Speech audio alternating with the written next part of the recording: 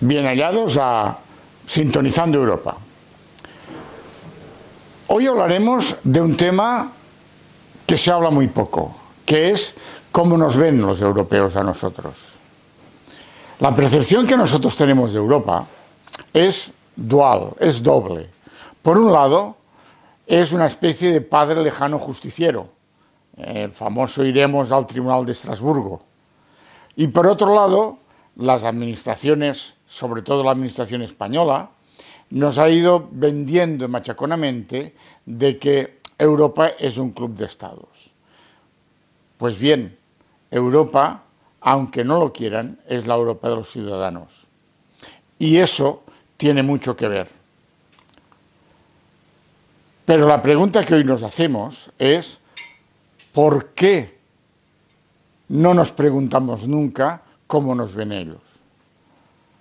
Cuando sales con una chica, le acabas preguntando, bueno, ¿y cómo ves? Pues bien, ¿cómo nos ven ellos?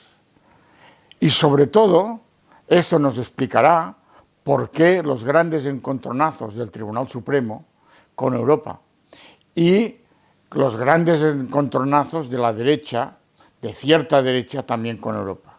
Porque la percepción de los europeos hacia nosotros no ha sido nada buena desde siempre. Primero, Europa, ya lo hemos dicho, no es un club de estados.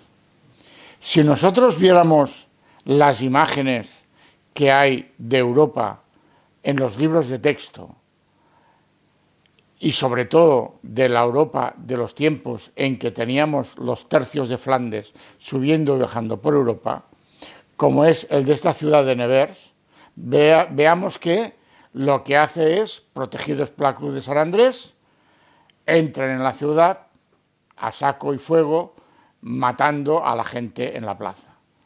Pero no sería preciso alejarse de cualquier museo de pintores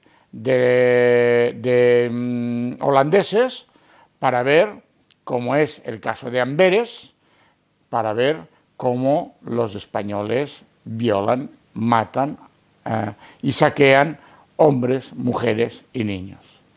Y eso está en los libros de texto de los chavales, en los libros de texto de la historia de estos países.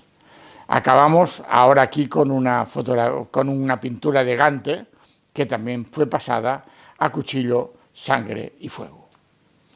Y los que quedaban, pues como podéis ver, después de ser pertinentemente confesados, eran colgados de los pocos árboles que quedaban en la zona del norte de Europa. Claro, esto ha marcado profundamente la visión que los europeos tienen de nosotros. Los europeos no entienden que hayamos salido con esa transición pactada por el franquismo-fascismo que se perpetúa en figuras caciquiles y adhesiones inquebrantables, como es el claro ejemplo de nuestro emérito o el ruido de sables.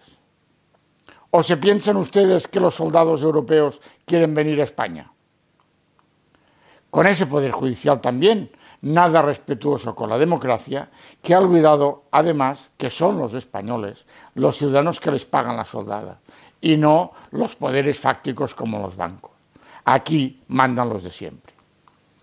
Y hablando de los de siempre, no falta en los libros de texto de Holanda y de Bélgica nuestro querido Duque de Alba, que fue la mano ejecutora de centenares de miles de ciudadanos del lugar y sitio donde ahora vamos a pedirles dinero. A partir del Tratado de Lisboa, además de regarnos con dinero durante decenios, Europa nos ha dado la oportunidad de demostrar que ya hemos salido del túnel, que ya no somos esos los que llenamos de sus ahorcados los árboles de Holanda, Bélgica, Luxemburgo, parte de Alemania y Francia. La última oportunidad han sido dos directivas, la 2019/1977 y la 2019/1024, una de protección a los denunciantes de corrupción y la otra creando el derecho al acceso a la documentación pública para todos los ciudadanos de la Unión Europea. Es decir, como que España en su ley de transparencia no lo hizo, la Unión Europea ha tenido que hacerlo. Muchas empresas en Europa, muchos sindicatos y muchas administraciones públicas han encontrado que la transparencia, el que los ciudadanos pueden acceder a su información, es beneficioso para todos.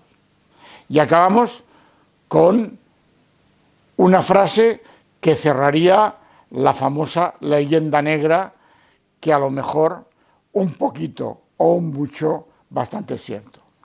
La frase es del genial Pablo Casado, que en 2018 dijo: el PP es el partido que fundó Europa. Dios mío, ¿cuántas dioptrías necesita?